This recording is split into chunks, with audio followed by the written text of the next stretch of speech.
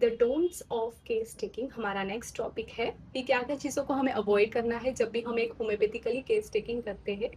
और इसी के साथ आपको कभी कभी what are the dos of case taking ये भी क्वेश्चन पूछा जाता है, तो इस पे ऑलरेडी मैंने वीडियो बनाया है, लिंक आपको डिस्क्रिप्शन बॉक्स में मिल जाएगा। तो चलिए इसको डिस्कस करते हैं कि क्या क्या चीज़ों को हमें अवॉइड करना है। सबसे पहला है avoid tense temperature. Patient should feel free and not dominated. तो जब भी फिजिशियन के पास पेशेंट आता है उसको एक फ्री लगना चाहिए। जब भी वो फिजिशियन के पास आ रहा है या अपनी कंप्लेंट्स बता रहा है तो उसने फ्रीली सब चीज़ें बोलना चाहिए। इसलिए वहाँ पे हमें टेंस एटमॉस्फियर या टेम्परेचर को वहाँ पे अवॉइड करना है। नेक्स्ट चीज़ क्या है कि हमें वहाँ पे मेडिकल टर्म्स या मेडिकल वर्ड्स को बोलना अवॉइड करना है। Example acidity, flatulence and indigestion. All this problems are commonly refer by patient as a gas problem. तो कभी भी हमें वहाँ पर मेडिकल टर्म्स का यूज नहीं करना है, क्योंकि कभी कभी क्या होता है ये चीजें सुनकर पेशेंट डर जाता है और इस डर की वजह से अपनी सारी सिम्टम्स हमें बताना भूल जाता है। नेक्स्ट चीज, do not get emotionally involved with patient, get totality in unprejudiced manner as a professional doctor. तो वहाँ पे एफोरिज्म नंबर 6 में हमें दिया है अनप्रेजुडाइज ऑब्जर्वर। तो उसी हिसाब से हमें वहाँ पे अनप्रेजुडाइज तरीके से पेशेंट की केस टेकिंग करनी है, टोटलिटी लेनी है और उसी हिसाब से मेडिसिन को चूज करना है या सिमिलर जो रेमेडी निकल के आ रही है वो चूज करना है। वहाँ पे हमें ज्यादा उसके इमोशंस में इन्वॉल्व नहीं होना है। नेक्स्ट, हमें वहाँ पे क्या करना है, एक इंटेलिजेंट ऑब्जर्वर और अनबायस्ड तरीके से केस टेकिंग करनी है। अनबायस्ड का मतलब क्या है, अनप्रेजुडाइज। मतलब कभी भी अगर पेशेंट आपके यहाँ पे आता है और वो पैर क्रॉस करके बैठ गया तो हमें ऐसा नहीं लगना चाहिए कि ये सेपिया का ही पेशेंट है। हम ऐसे पहले से उसको उस नजरिए से नहीं देख सकते कि ये सेपिया का ही पेशेंट है। या कोई जल्दी रोने लग जाता है तो हम बोलेंगे ये पल्सेटिला या नाइट्रोम्यूर है। नहीं, जब तक हम उनकी पूरी केस टेकिंग नहीं ले लेते हम कोई भी एक मेडिसिन पहले से चूज करके नहीं रख सकते। तो उस हिसाब से हम अनबायस्ड अनप्रेजुडाइज होने चाहिए और एक इंटेलिजेंट ऑब्जर्वर भी होने चाहिए। नेक्स्ट चीज क्या है, do not interrupt the patient.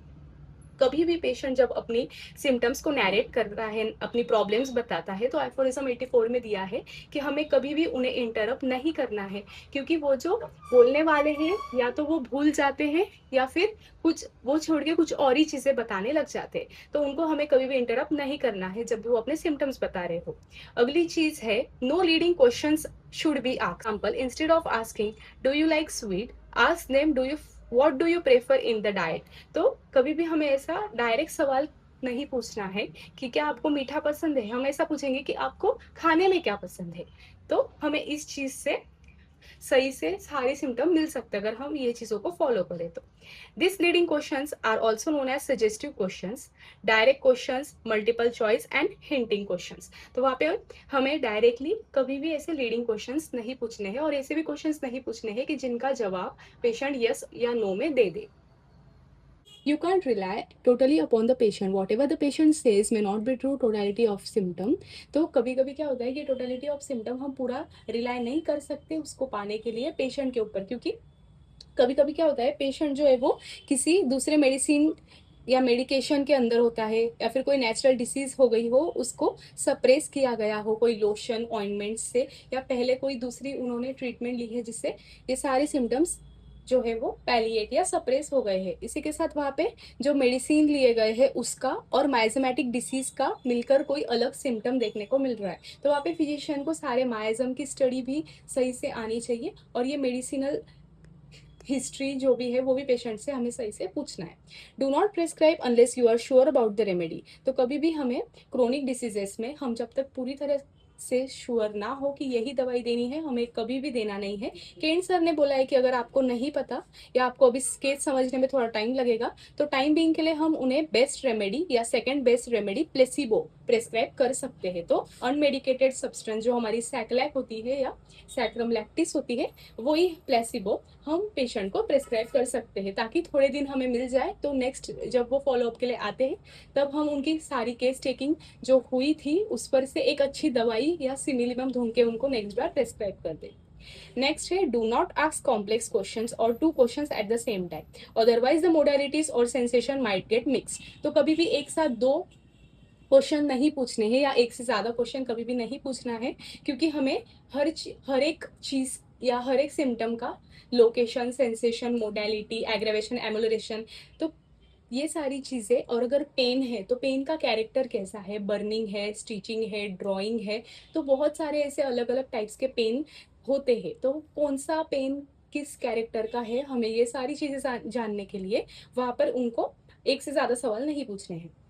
One visit for case taking में not be sufficient to provide true picture of disease. Aphorism 95 में दिया है कि एक ही बार में हम पूरी केस टेकिंग अगर सही से नहीं ले सके, क्योंकि वो सफिशिएंट नहीं होती है, तो ये क्यों होता है? तो पेशेंट क्या है, कभी कभी अपने सिम्टम्स मेंशन करना या बताना भूल जाता है, या फिर एसेसरी सिम्टम्स जो होते हैं, some symptoms may become habitual to the patient that they consider them to be a part of their own life and hence he forgets to mention it।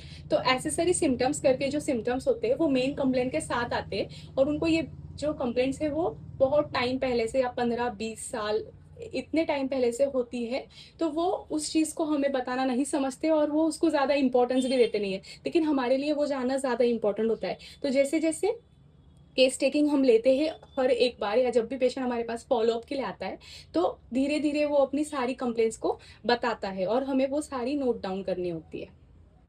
कुछ सिम्टम्स होते हैं ऑब्वियस कॉज से related, जो कि patient बताने में hesitate करता है या हिचकिचाता है।